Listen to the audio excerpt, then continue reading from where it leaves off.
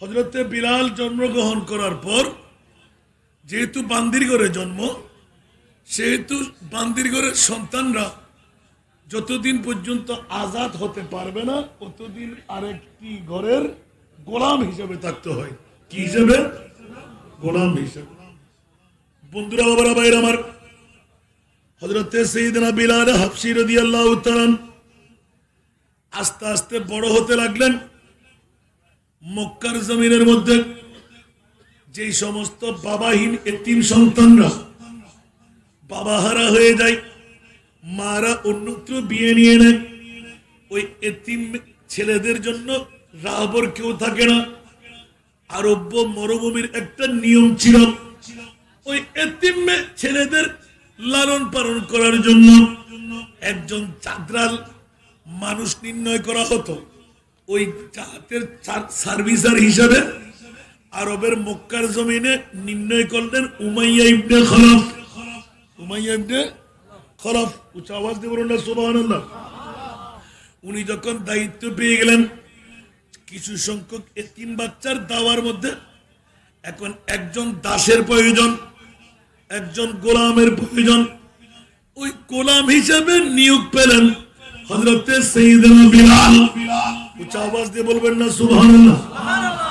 Elaine নবুয়তের 43 বছর আগে আমার প্রিয় মুস্তাফার যখন এলানে নবুয়ত হলো, হযরতে সাইয়েদনা বিলাল রাদিয়াল্লাহু তাআলা উমাইয়া ইবনে খলফের দায়িত্বের মধ্যে এতিমের চাকর হিসাবে বিভিন্ন স্থানের মধ্যে গরু চড়াতেন, ছাগল চড়াতেন, বেড়া চড়াতেন, দুব্বা চড়াতেন, মেষ চড়াতেন। আমার মুনিব মাওলা আমার মাহবুবে মুস্তাফাকে ওয়া ইন্নাকা লা আলা খুলুকিন আযীম, উচ্চ আওয়াজ দিয়ে বলুন না সুবহানাল্লাহ। লাকাদ কানা লাকুম ফি রাসূলিল্লাহি উসওয়াতুন হাসানাহ, উচ্চ আওয়াজ দিয়ে বলবেন না সুবহানাল্লাহ। আমার মাহবুবে মুস্তাফাকে বিশ্বের সেরা জাত বানিয়ে আল্লাহ যখন তৈরি করে পাঠালেন, হযরতে বিলাল উমাইয়া ইবনে খলফের রায়ের মধ্যে থেকে এতিমের চাকরানির মধ্যে দৌড়াদৌড়ি করতে করতে হঠাৎ করে একদিন, 2 দিন, 3 দিন মক্কা নগরের মধ্যে আমার মাহবুবের সংস্পর্শ পেয়ে গেলেন। হাঁটা দেখতে লাগলেন, চলন দেখতে লাগলেন। হঠাৎ করে একদিন কথা বলে ফেললেন। কথা বলতে দেয় নাই, নূরানি চেহারা দেখতে দেয় নাই। হযরতে বিলাল হাবশীর অন্তরের মধ্যে মুস্তাফার প্রেমের ছোঁয়া লেগে গেল। অজান্তে নিজের জবান দিয়ে ইয়া রাসূলুল্লাহ, আমি তো গোলাম, হাবশী গোলাম, উমাইয়া ইবনে খলফের আওতার মধ্যে আছি, কিন্তু আমি তো পারলাম না। আপনি কে? এত সুন্দর চেহারা, এত সুন্দর বুড়ি, এত সুন্দর চরিত্র, আমি থাকতে পারলাম না। ওগো প্রিয় রাসূল, আপনার মামলাটা শুনাইয়ে দেন।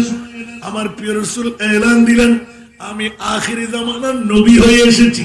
উচ্চ আওয়াজ দিয়ে বলুন না সুবহানাল্লাহ। আখিরি জামানার নবী হয়ে এসেছি। হযরতে বিলাল হাবশী একটু বেশি শিক্ষিত না, গোলামি করেন। আমার নবীর নূরানি চেহারার দিকে তাকিয়ে হঠাৎ করে চোখের পানি ছেড়ে দিলেন। প্যারি সুরত, হাসতা চেহারা, মুহ সে জড়তে ফুল। সুবহানাল্লাহ, আরেকটু জোরে।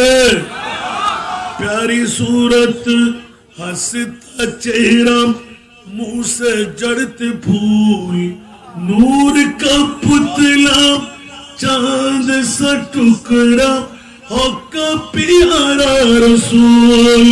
सारा दुनिया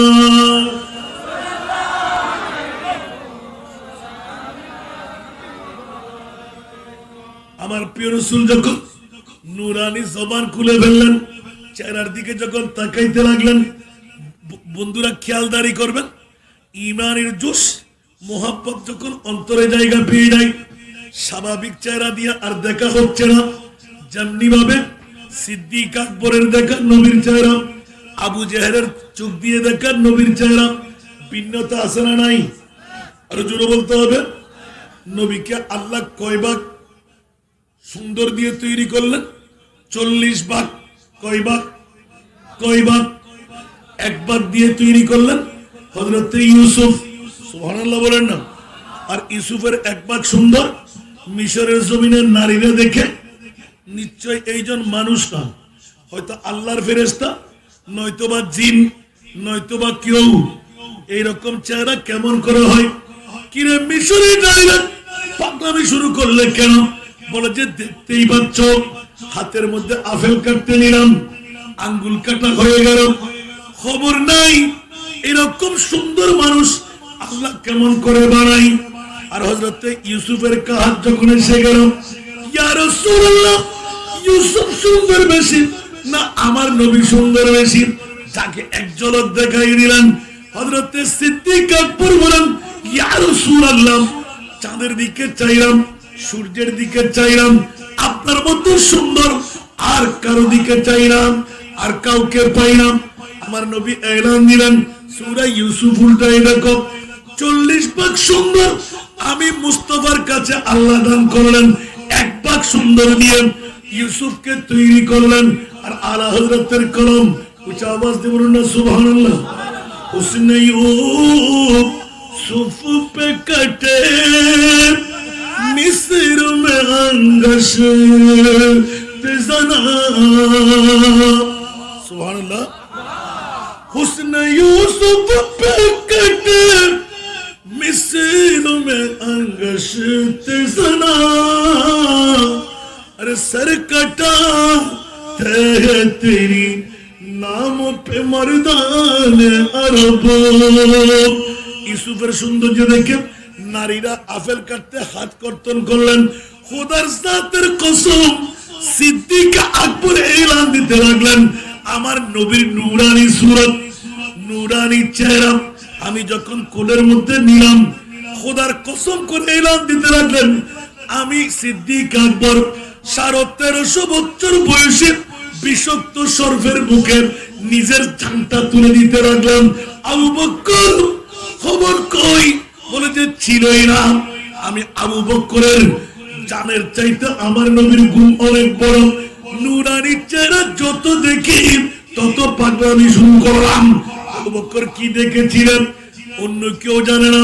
হযরতে সাইয়েদনা আলী আকরার, মাওলা আলী একটু শুনে ফেললেন, এই আবু বকর, মুস্তাফার নূরানি চেহারা কোলের মধ্যে যখন নিলেন, রূহ কবজা করার সময় আপনার কি একটু খবর ছিল না?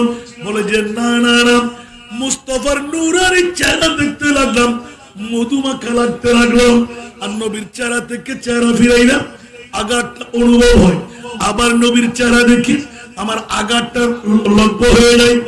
যখন আমার প্রিয় রাসূল ঘুম থেকে জাগ্রত হয়ে 1 ফোঁটা চোখের পানি পেয়ে আমার নবী যখন আমার দিকে তাকাইলেন, এ আবু বকর, মামলা কি? তোমার চোখে পানি কেন? কোন ব্যথায় তোমাকে ব্যথিত করা হলো?